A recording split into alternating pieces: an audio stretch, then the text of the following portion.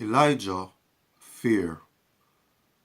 Elijah is well known as an Old Testament prophet in the time of King Ahab, mainly because of the story which is recorded in 1 Kings chapter 18 and chapter 19, where he defeats the prophets of Baal and records a victory by having God send fire down from heaven to burn a sacrifice.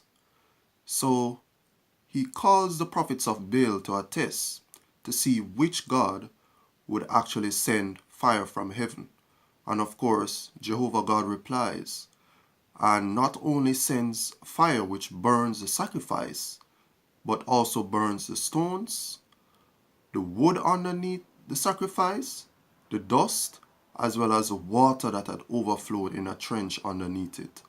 He eventually kills the prophets of Baal after, and he prayed again, and God sent rain after 3.5 years after there was a drought. So Jezebel goes after him and sends a message that she would kill him because he had killed his prophets. He becomes afraid, and he had to run away from her face and become sustained by an angel further away in the wilderness.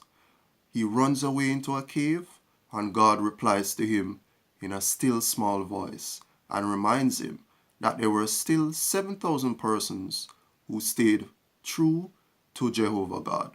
So this is the lesson from Elijah.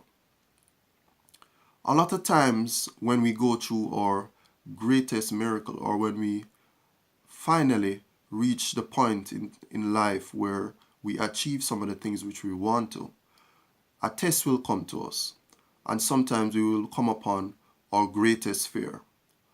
But this is a time when God will still be there to sustain us, and sometimes He may even respond in a still small voice, reminding us of the things which we have forgotten, and that He is still faithful, and that you can still trust Him. Be blessed today in Jesus' name.